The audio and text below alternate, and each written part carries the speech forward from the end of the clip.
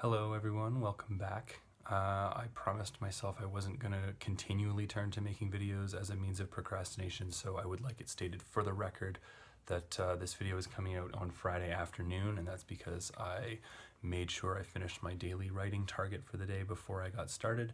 And now that that's out of the way, I wanted to talk to you a little bit about research. Obviously, research plays a really key role in all kinds of works of nonfiction that take place in the past. Even historical fiction, of course, draws on records and sources that are far removed from the present day. But for me, I haven't used a lot of it in my own writing before. Both the books I published previous to now are pretty contemporary. They have a lot of living sources, and the world that they describe is also fairly close to our own. The book I'm working on now takes place much more significantly in the past, and so I'm kind of learning as I go here, what it's like to deal with old sources, old documents, rare documents, stuff that you don't quite understand, the full historical context surrounding it. And it was over the course of working on something recently, like I said, I've got some stacks of papers here, I came across a document that I wanted to use and that seemed really interesting, and in fact had been part of the kind of story that I was drawing on up to this point. And then I found something else that kind of complicated it. So I want to take you through this process and kind of show you my thinking on how to understand these documents. There are lots of decisions like this that go on all the time. You find a document from the past and it's up to the writer to assess the trustworthiness of it, as well as how much importance to give it. You're kind of assessing how close this document was to the events being stated, and even if the recording is very far removed from you still have to make that judgment call and figure out kind of where to piece it in. So let's get into it. So the first document I want to talk about is a newspaper story that I found from 1906. It's from the New York Daily Tribune, Saturday, July 14th, 1906, page 4. This is an article that is about a young woman who lives most of her life on this very small, mostly barren island in the Caribbean called Redonda. Redonda is an island that's of interest to what I'm working on and has a very interesting history of its own, but this article is part of kind of online archives and websites as a piece of the story of the island. Basically, it was uninhabited for a very long time until guano was found there, and then some other phosphates, and eventually a small mining company set up, and they built some buildings, a post office, barracks, that kind of thing. This article from the New York Daily Tribune is called Life on Redonda, How a Maine Girl, M-A-I-N-E, Passes Her Time on an Isolated Island. I'll read you the opening here. Miss Elizabeth K. Harding, a resident of the island of Redonda, a desert spot in the Caribbean Sea, is here on her way to visit friends in her native city of Portland, Maine. Miss Harding has lived with her father and mother on this island for the last 11 years, her father being the manager of the phosphate mines there. In an interview with a Tribune reporter at the Hotel Earlington, Miss Harding gave the following account of the drawbacks incidental to life on a tiny volcanic island cut off from the world. Harding goes on to describe what her life was like on the island, and it's really interesting.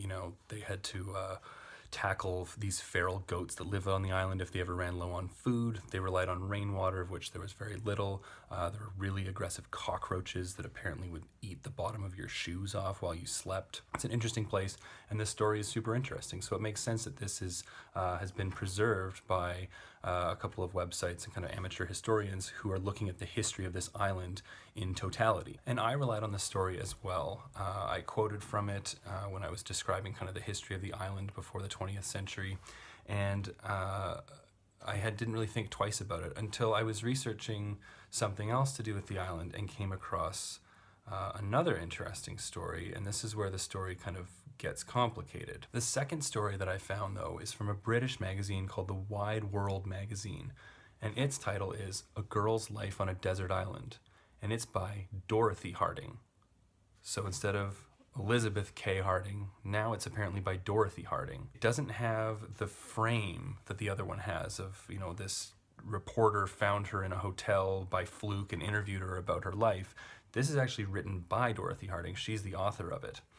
The other critical piece of information here is that the issue of the magazine this is from is actually 5 years earlier than the New York Daily Tribune story. instead of 1906. The magazine story came out in April of 1901. Now, in terms of primary documents, an earlier document is better than a later document. So right away, I was excited to find the magazine piece because, of course, it's closer to the time that's being described. And also, it's in the first person. So this is by Dorothy, as opposed to a reporter who, reporting techniques in the early 1900s, let's say, were not as rigorous as they are now. This reporter wouldn't have had a tape recorder, and so all kinds of details might have been embellished along the way. So magazine story in the first person, from my point of view, is exactly what I'm looking for. But it's complicated in other ways too. Like I said, the name of the person has actually changed here. We had Dorothy Harding, now we have Elizabeth Harding 5 years later when the Tribune reporter gets his hands on it.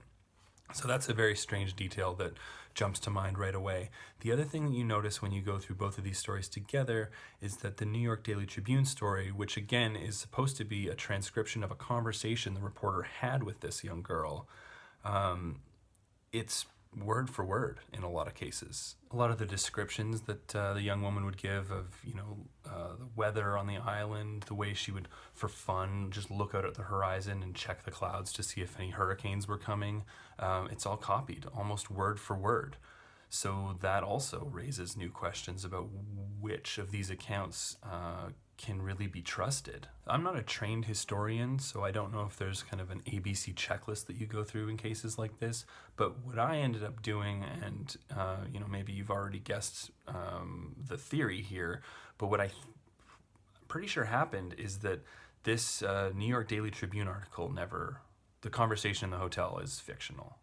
What I suspect happened is that the reporter there came across a copy of this magazine, which after all was published in England, all the way across the ocean, 5 years earlier. I don't get the sense that this was a story that was well known outside of that single magazine story.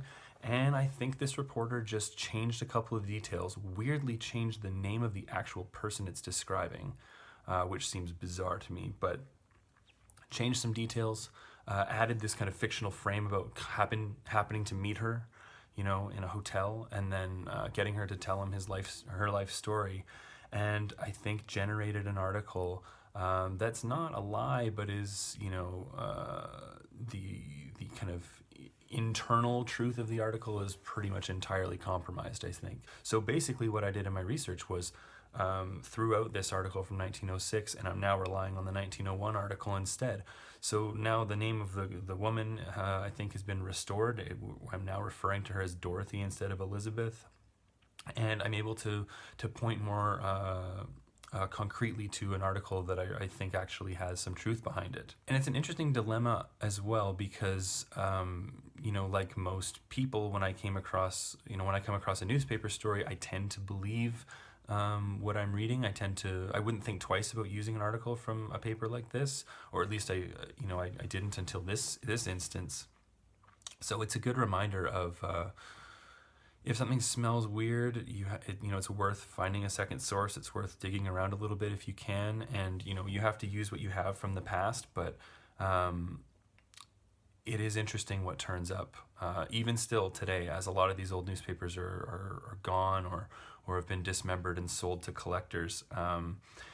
It's interesting how quickly little bits of the truth can fade and slide over time. And, I think the role of someone who's writing any kind of nonfiction that talks about this kind of thing is getting as close to the truth as you can, finding as many sources as you can, and doing your best, understanding that most people are not going to be going to your bibliography and double checking all of your sources. So you have to be careful. You have to do as much work as you can and make sure you cover as many bases as you can. I don't know. I'm interested if anyone out there watching this practices any kind of writing nonfiction, using historical documents, using sources. Is there methods that you use that are kind of standard? I'd be very interested to hear about them. If anyone significantly disagrees with this decision that I've made, like I said, this is an in-progress project, so, if I did it wrong and you want to tell me why, I'd be very interested to hear that as well. But I thought it was an interesting case study that sometimes you find one historical document and you kind of think that your work is over. And what I'm realizing as I do this, and which of course historians already know, is that one document, it's dangerous to treat one document as definitive.